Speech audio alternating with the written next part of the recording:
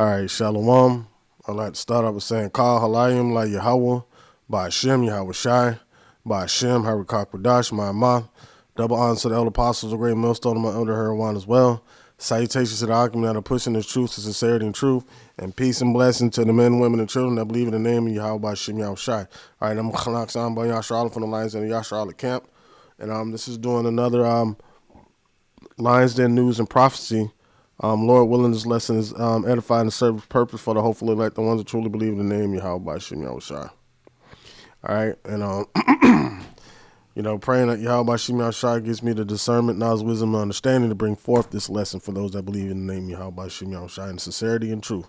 All right, so this news and prophecy is going into this article right here that says India's fighter jet battle, U.S. versus Russia in the skies, right? Slovakia. So there's another scripture I want to get on that, but right. So the reason why I'm going into this is it's leading up to especially the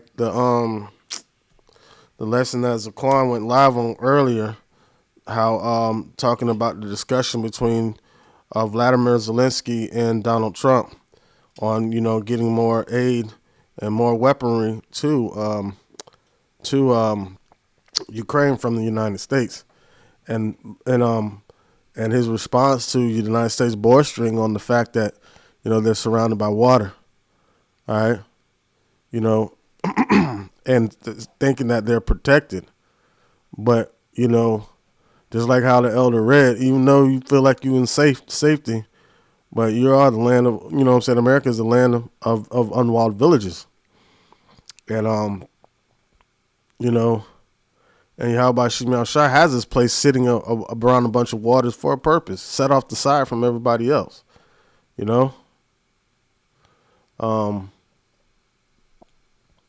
So yeah, so they don't even realize that the Lord's setting them up, right, for destruction. All right, so let's go into this article a little bit. It says India faces a crucial choice in modernizing its Air Force, but is a cutting-edge American fighter jet the answer? It says during his Washington visit last month, Prime Minister Narendra Modi met United States President Donald Trump, who announced that they were paving the way for India to acquire F-35s, a jet primarily sold to close allies and partners. All right. Wait a minute. Wait a minute. Is India a close ally to America? Hold on. Let me see something real quick. Wait a minute. So, India is one of the BRICS nations: Brazil, Russia, India, China, and South Africa. So, if they only sell it to close allies and partners, I wonder if the United States.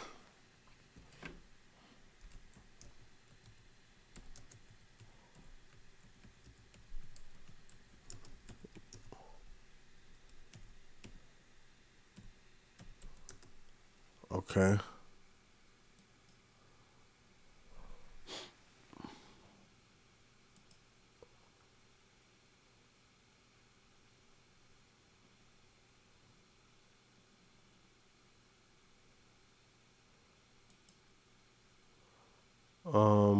It says since 2014, strategic cooperation between the two nations, this is India and United States, has deepened, and India was declared a major defense partner of the United States. India and the United States have also stepped up their cooperation among multilateral groups such as the Quad and the I2U2 group. Let me look what Wikipedia says.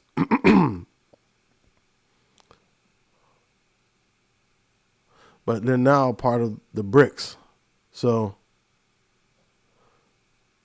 It says, this is Wikipedia, it says, relations between India and the United States date back to India's independence and have continued well after independence from United Kingdom in 1947. Slovakia.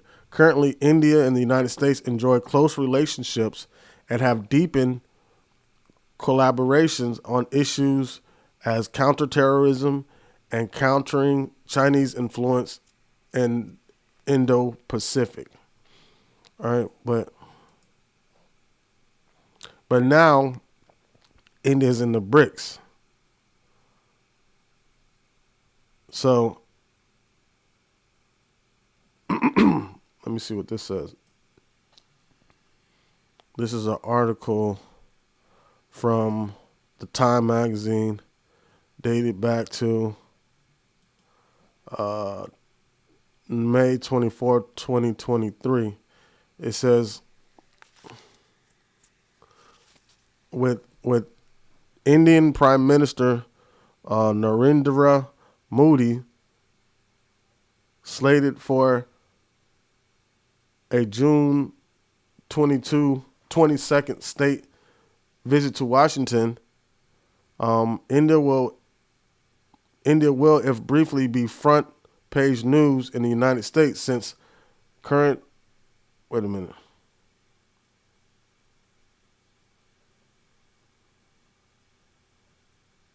Well, United States since President Clinton ended a chill in the U.S.-India relations almost 25 years ago. Successive American and Indian administration across political parties have worked to strengthen ties, so it's fair to ask, how robust is this relationship today? As with the blind man and the elephant, the answer varies. Is India a bad bet, or is it as the white horse senior Asia? It says, despite careful nurturing by Washington over the years, many aspects of the United States ties with India remain challenging. Bilateral trade has grown tenfold since 2000 to 191 billion in 2022, and India became the ninth largest U.S. trading partner in 2021. But alongside economic gripes persist, mirthing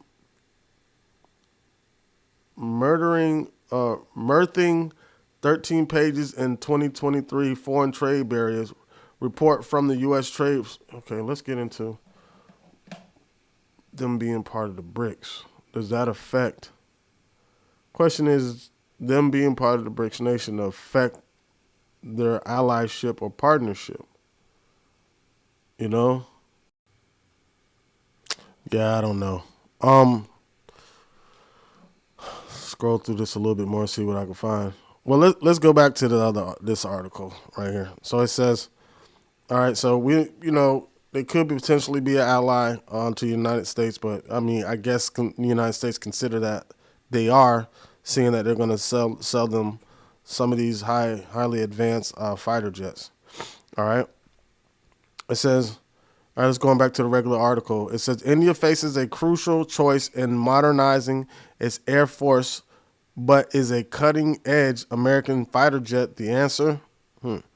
During his Washington visit last month, Prime Minister Narendra Modi, same guy we read about over there, met United States President Donald Trump, who announced they were paving the way for India to acquire F-35s, a jet primarily sold to close allies and partners. The F-35 is a fifth-generation multi-role fighter jet with advanced sensors, AI-driven combat systems, and seamless data sharing capabilities. All right. Built to evade radar, it's the most sophisticated jet in the skies, but at 80 million a pop, also one of the most expensive. All right. It says many believe that with this fighter squadron dwindling and China's military growing, India faces high stake choices. Splurge on the state-of-the-art but costly F-35 from the United States, or strengthen defense ties with Russia through local production of its most advanced stealth fighter jet, the Sukhoi Su-57. All right, so what are they going to do? Are they going to buy these jets from these expensive jets from the United States, or strengthen defense ties with Russia, right? So, in my opinion, it looks like the better deal would be to strengthen defense ties with Russia, seeing as part of the BRICS nations. You know, how do you know that America might sell you some duds? You know, it says many believe that with its fighter squad, experts believe the reality is more nuanced. With the United States-Russia dogfight largely a media type, fueled more recently by the appearance of both jets at Asia's biggest air show, Aero India, in the southern city of Bangalore last month. It says Trump's F-35 offer seems more symbolic than practical, driven by his push to sell U.S. weapons, according to Ashley J. Tillis, a senior fellow at the Carnegie Endowment for International Peace. Integrating a fifth-generation aircraft into India's Air Force plans centered on the homegrown advanced medium combat aircraft and more Rafales would be challenging, especially without a co-production right being developed by India's Defense Research and Development Organization. The AMCA is India's own stealth fighter. So what they're trying to say is they want to, if they buy something, they want to be able to reverse engineer it and start producing their own similar to that. So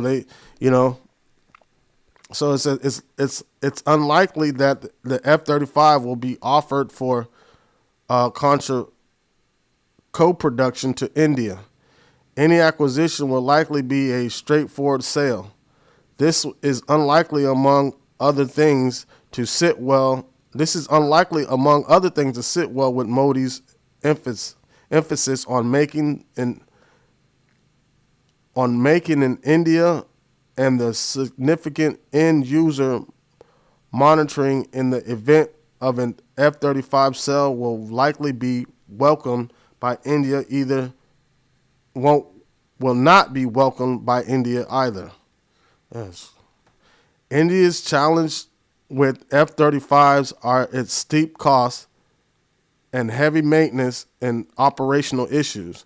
The jet's availability is about 51% for the Air Force, according to security expert Stephen Byron, author of Substack column Weapons and Strategy. The question is whether India is willing to invest billions of rupees in F-35s, knowing it could do better buying the Russian jet. Ooh, because it's going to be more durable and they're going to get more use out of it. All right, but see, that's just a small picture of what's going on. What's really going on is Yahweh Shemel Shai is hyping things up, you know? All right, so what exactly am I talking about? I'm talking about this. All right, Revelation 12:7, it says, and there was a war in heaven. All right, Michael and his angels fought against the dragon, and the dragon fought and his angels, right? So the Lord is ramping up armory on the earth. Where is it at? Right here. All right. This is Jeremiah 50:22. It says, the sound of battle is in the land and of great destruction. Because when Yahweh Shai shows up, it's going to be World War III is going to be going on. All right. So he's going to be fighting. That's what that means. And there was a war in heaven. Michael and his angels prevailed. Read it again. Revelation 12:7 says, and there was a war in heaven. Michael and his angels fought against the dragon. All right. European Union, NATO, and America. and the dragon fought and his angels. That's what that is.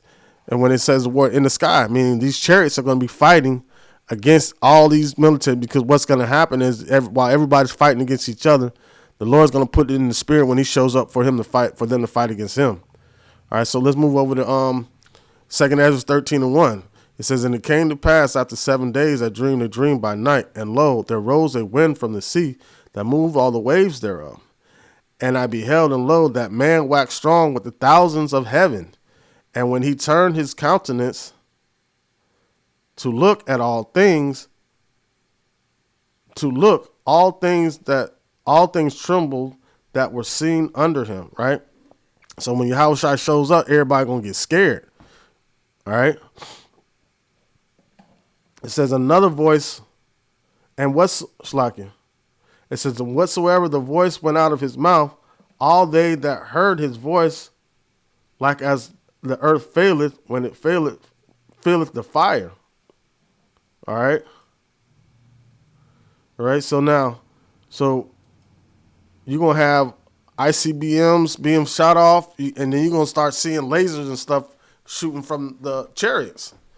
All right. Matter of fact, let's, all right. So now you're having,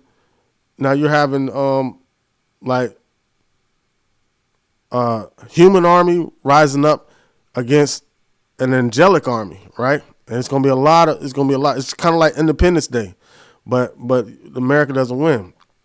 All right. It says verse 5. It says, and after this I beheld, and lo, there was gathered together a multitude of men out of number from the four winds of the heaven to subdue that man that came out of the sea. Right. That Yahushua was rose up.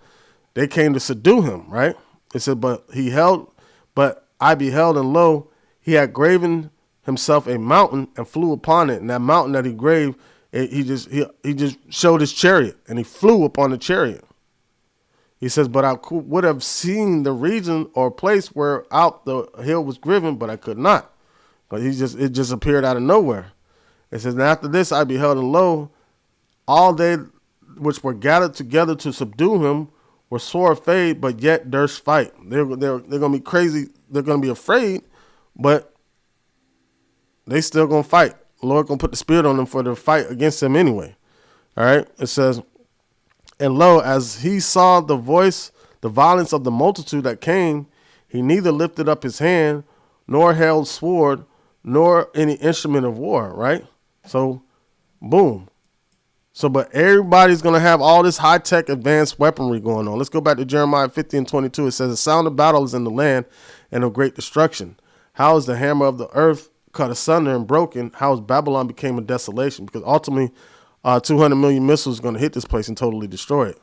Verse 24, it says, I have laid a snare for thee, and thou art also taken. All right, O Babylon, and thou wast not aware. Thou art found and also caught, because thou hast striven against the Lord. Right. Right. So now them introducing the world to nuclear war, right?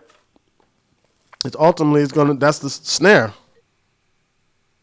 All right. So verse 24 again, it says, I have laid a snare for thee, and thou art also taken, O Babylon, and thou wast not aware. Thou art found and also caught, because thou hast striven against the war. Striven against the Lord, what? By persecuting his people.